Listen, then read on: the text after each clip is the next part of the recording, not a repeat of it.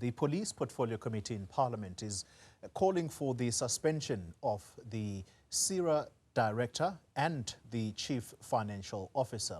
This is over the committee saying there are material irregularities in the Unemployment Insurance Fund Training Programme. To tell us more about this particular call, we talk now to the chairperson of the Portfolio Committee on Police, Ian Cameron. Mr. Cameron, good evening to you. Thank you very much for your time. This is the Private Security Industry Regulatory Authority. What exactly is the problem relating to this director and the Chief Financial Officer? What is it that they have done?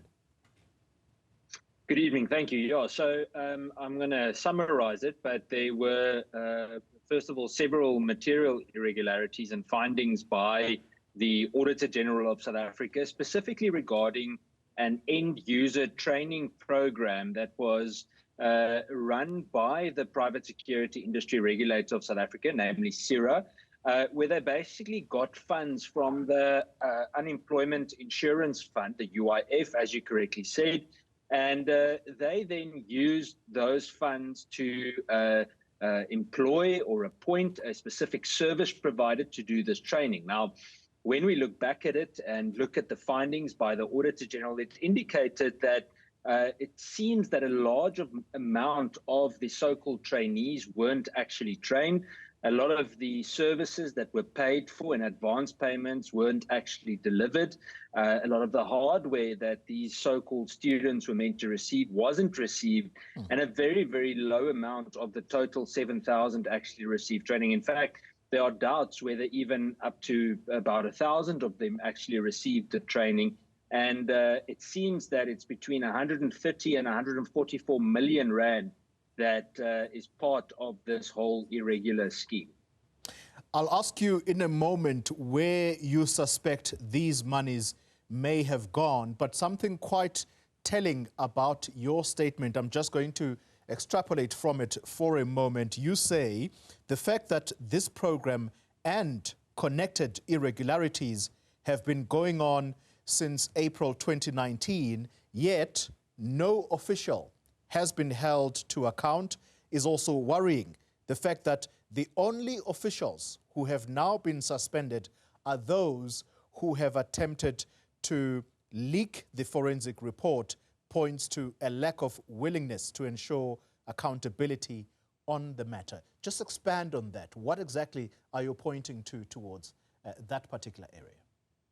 Yeah, so it's very concerning. Even today, the board, the Psira board, which in my opinion should be replaced completely after what we saw today, were in total denial about the fact that they actually haven't done much to make sure the relevant officials within the regulatory authority was held to account. Now, the example that you mentioned was what we heard later on, that people that tried to leak or tried to get their hands on the forensic report were immediately sacked or suspended. I'm not even sure about all the details regarding them.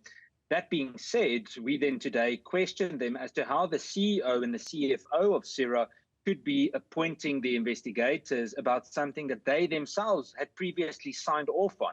Why haven't they themselves followed up with the police regarding the so-called investigation about the matter? It is extremely frustrating that even last year they were questioned in this very committee about exactly these irregular matters regarding their finances and the specific program. And even then, they didn't have an answer. And it was clear to me today that they haven't actually engaged with the police. Now, something I must add is that yesterday I received a letter from the regulatory authority requesting me to recuse myself from the meeting, because on Monday I had posted on social media telling people about these red flags that the committee had discovered. And today that was completely, totally, unanimously rejected by the police committee, and we then continued with the process. So it is seriously concerning that they would want me to recuse myself, that they would want to prescribe to Parliament how to handle these types of situations. And therefore, I think there is far more that we need to investigate, and the committee agreed today that we will do so. It appears that this is quite an important program that is geared toward training young people of this country. Just talk to us about that. What are these young people being trained for, or at least intended to be trained for? And if indeed there has been mismanagement, where do you suspect the money has gone? Well, I think there's no doubt that there has been mismanagement. There's absolutely no doubt whatsoever. If you look at the Auditor General report, it's absolutely damning for Psira. There's no doubt that there are quite a few people that need to be brought to book. With regards to the actual people being trained, there's several parts of it. Some of them were meant to play a role in some of the elections. There's a whole list of things that they would have received. I think the point rather that bothers me and that was mentioned in the committee today, and something that I didn't actually think of before until today in the committee, was that we really have a significant problem with unemployment. We all know this. And it just hit me when it was highlighted by one of the committee members today that we are now taking opportunities away from people because of greed and corruption. Now, even today, the CEO of Psira acknowledged that they haven't recovered 1 cent of any of the monies that have been lost or stolen or misappropriated, however we want to put it. And that, to me, is already a cause for concern, because it begs the question, where is the actual urgency to handle these types of matters, not even mentioning the transgressions of the Public Finance Management Act? Mr. Cameron, I'd like for us to completely look at a different subject matter, and that is the crime emergency in South Africa. In the last few days, we have been talking of very gruesome stories of young women killed at the hands of criminals.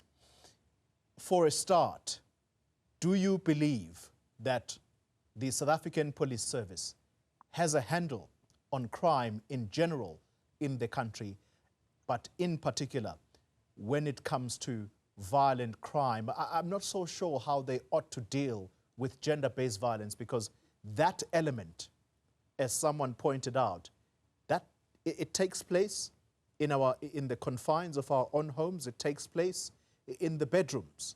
So it's probably a bit difficult to police that. But just in general, do we have a handle on the crime problem in the country? So certainly not. Look, if we look at the last statistics that came out, it was clear that there was some improvement. And it's important to acknowledge that, because for many, many years, we've just seen constant increases in murder, for example, and it has shown a slight decrease. So it is important to acknowledge that. I think it's a starting point, and we need to build on that. Is there control? No, not yet. With regards to the femicide issue, I think it's a broader subject than just purely policing. We need to go and look at, for example, the Department of Justice and the role that, for example, the MPA plays to keep certain people behind bars. We need to look at what correctional services does, social development, and even departments like, for example, education. I think in terms of the police, something that is extremely concerning is that in most cases, if you go look at family or sexual violence units across the country, FCS, and you go and see the shortage of resources that they have, you realize that it's not necessarily always such a big priority. That being said, I can tell you now that if you speak to for example, the Divisional Commissioner of Detectives and Forensics in the South African Police Service, you see someone that is extremely and highly skilled in that field and is extremely competent in what she does. So it's not as simple as just saying police, but unfortunately we have to be honest. There's certainly not a handle on it. And I think as men, and this isn't bashing men, because we've got a lot of stand-up gentlemen in this country, but as men, we also need to do introspection, because the way that women, and as you've mentioned, are abused, treated, etc., leaves a very, very big question as to the moral standing of the country.